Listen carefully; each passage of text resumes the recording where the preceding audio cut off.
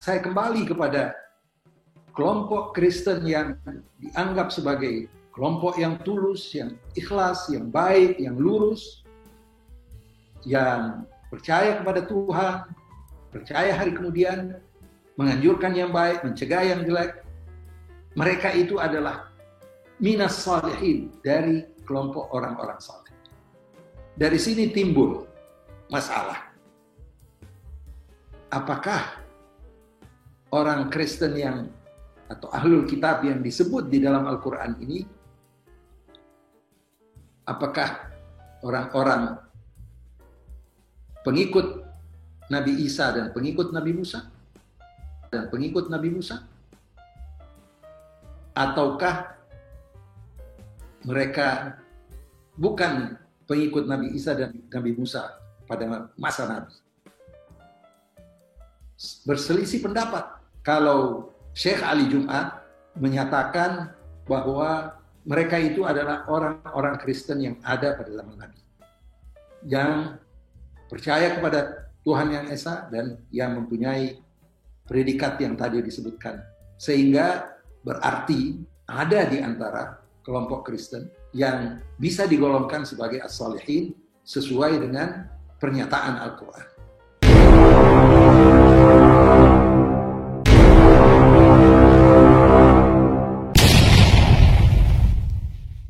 Video berikut.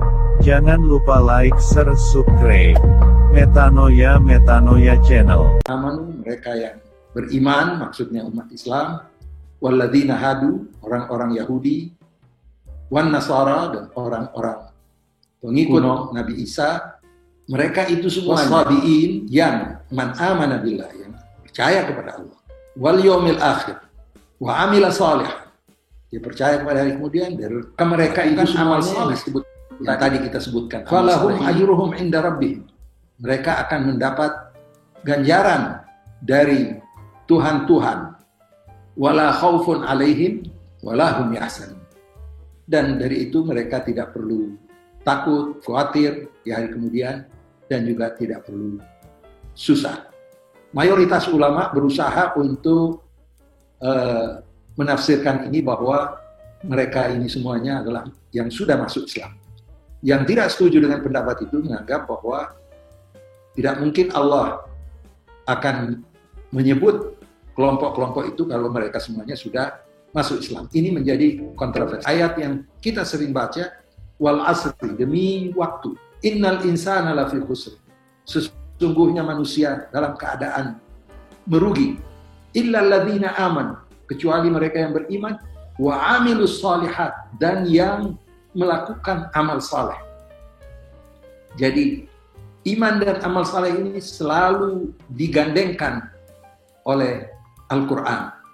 Nah, saya kembali kepada kelompok Kristen yang dianggap sebagai kelompok yang tulus, yang ikhlas, yang baik, yang lurus, yang percaya kepada Tuhan, percaya hari kemudian, menganjurkan yang baik, mencegah yang jelek.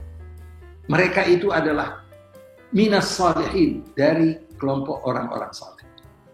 Dari sini timbul masalah.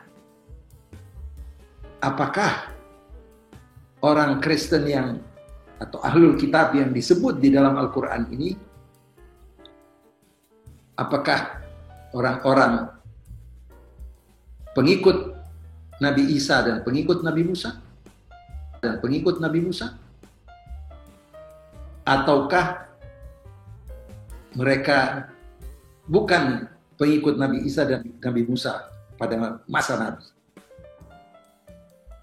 Berselisih pendapat. Kalau Syekh Ali Jum'at menyatakan bahwa mereka itu adalah orang-orang Kristen yang ada pada zaman Nabi, yang percaya kepada Tuhan yang Esa dan yang mempunyai predikat yang tadi disebutkan, sehingga berarti ada di antara kelompok Kristen yang bisa digolongkan sebagai as-salihin sesuai dengan pernyataan Al-Quran. Ulama-ulama Islam mayoritas menganggap mereka itu adalah yang sudah masuk Islam, tapi dibantah oleh mereka yang sependapat dengan Ali Jum'at bahwa Tuhan tentu tidak mungkin akan mengatakan bahwa mereka yang sudah masuk Islam. Tidak perlu dikatakan bahwa ahlul kitab itu tidak semuanya sama. Nah, disinilah timbul pemikiran, pendapat-pendapat yang berbeda. Masalahnya bahwa hubungan antara umat Islam dan umat Kristen diliputi juga oleh konflik yang cukup lama, sehingga terkadang ulama terbawa juga oleh konflik itu, sehingga menafsirkan ayat Al-Quran sebagian dari mereka yang berlebihan terhadap Kristen. Umpamanya ada pandangan bahwa kemerosotan Islam ini disebabkan karena beberapa aliran yang ada, agama yang ada, itu pendapat Ibn Taimiyah, dan termasuk di dalamnya adalah Kristen, sehingga umat Islam diminta untuk tidak ikut merayakan perayaan Kristen. Tentu Ibn Taimiyah mempunyai pandangan-pandangan yang dapat diterima pula, namun ada juga ulama-ulama yang mempunyai pandangan yang lebih luas. Pertanyaan yang timbul adalah, di mana tempat kelompok lurus atau ummah qaimah dari ahlul kitab ini yang masuk dalam golongan para nabi-nabi? Sebagaimana saya sampaikan tadi, beda penafsiran yang menganggap bahwa mereka ini sebenarnya orang Islam, tapi tadinya ahlul kitab, sehingga tidak ada masalah di situ. Ada yang mengatakan bahwa betul ahlul kitab, tetapi sebelum masa Nabi Muhammad lahir, sehingga ahlul kitab adalah yang belum mengenal Islam yang dibawa oleh Nabi Muhammad SAW.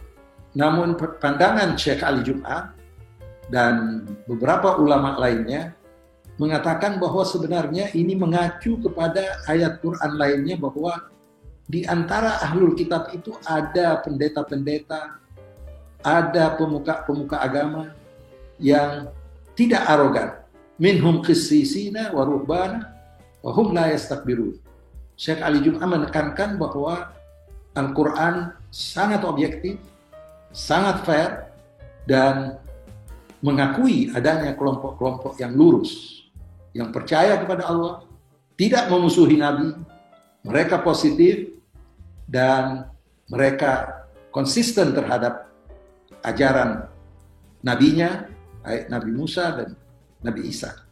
Ini membawa kita kepada penafsiran-penafsiran ayat Al-Quran yang kelihatannya dari segi kebahasaan, linguistik, memperkuat pandangan bahwa sebenarnya memang ada dari kelompok ahlul kitab yang tidak perlu khawatir di akhirat nanti. Yang sangat populer adalah Al-Baqarah 62 dan Al-Ma'idah 69 yang intinya innalladzina amanu, mereka yang beriman, maksudnya umat Islam, walladzina hadu, orang-orang Yahudi, wan nasara, dan orang-orang pengikut Nabi Isa, wasabiin, ini agama yang mungkin sudah tidak ada atau masih ada. Ada yang anggap bahwa ini bagian dari Kristen, ada juga yang menganggap agama kuno. Mereka itu semuanya yang man amana billah, yang percaya kepada Allah, wal yaumil akhir, wa amila salih, dia percaya kepada hari kemudian, dia melakukan amal saleh. Yang tadi kita sebutkan, amal saleh ini adalah amal yang paling tinggi di sisi Allah Subhanahu wa taala. Penuh dengan keikhlasan, penuh dengan upaya untuk memberi manfaat kepada orang lain, itu yang namanya amal saleh. Maka mereka itu semuanya yang disebut tadi, falahum ajruhum inda rabbihim, mereka akan mendapat ganjaran dari Tuhan-Tuhan, maksudnya yang maha kuasa. Wala khaufun alaihim wala hum yahzanun. Dan dari itu mereka tidak perlu takut, khawatir di hari kemudian, dan juga tidak perlu susah. Implikasi dari ayat ini, ada ulama yang menganggap bahwa ayat ini sudah tidak berlaku lagi, atau ada istilah di dalam Islam nasikh mansukh yang sudah tidak diberlakukan lagi. Nah, topik nasikh mansukh ini menjadi perdebatan sampai sekarang. Ada yang mengatakan bahwa tidak mungkin ada. Itu artinya nasikh mansukh adalah menghapus dan dihapus oleh ayat yang baru. Mereka yang tidak sependapat dengan adanya nasikh mansukh menganggap bahwa tidak mungkin Tuhan menghapus satu ayat lalu mendatangkan ayat yang lain. Memang ada di dalam Al-Quran kata-kata ma nansakhu min ayatin aw nunsiha na'ti bi khairin minha aw mithliha. Kami tidak mungkin menghapus suatu ayat atau suatu tanda-tanda kebesaran Allah kecuali digantikan dengan ayat yang sama atau yang lebih baik. Mereka yang berpendapat bahwa ada nasikh mansukh juga berbeda. Mereka menganggap bahwa maksud daripada kami tidak akan menggantikan satu ayat kecuali dengan ayat yang sama atau yang lebih baik adalah syariat yang sebelum Nabi Muhammad tiba. Jadi maksudnya syariat yang ada di Taurat dan syariat yang ada di Injil. Ini perbedaan pendapat dalam rangka mencari solusi terhadap ayat ini yang menggambarkan bahwa ada kelompok-kelompok yang beramal saleh, percaya kepada Tuhan yang satu dan seterusnya, tidak perlu khawatir di masa yang akan datang. Mayoritas ulama berusaha untuk menafsirkan ini bahwa mereka ini semuanya adalah yang sudah masuk Islam. Yang tidak setuju dengan pendapat itu menganggap bahwa tidak mungkin Allah akan menyebut kelompok-kelompok itu kalau mereka semuanya sudah masuk Islam. Ini menjadi kontroversi.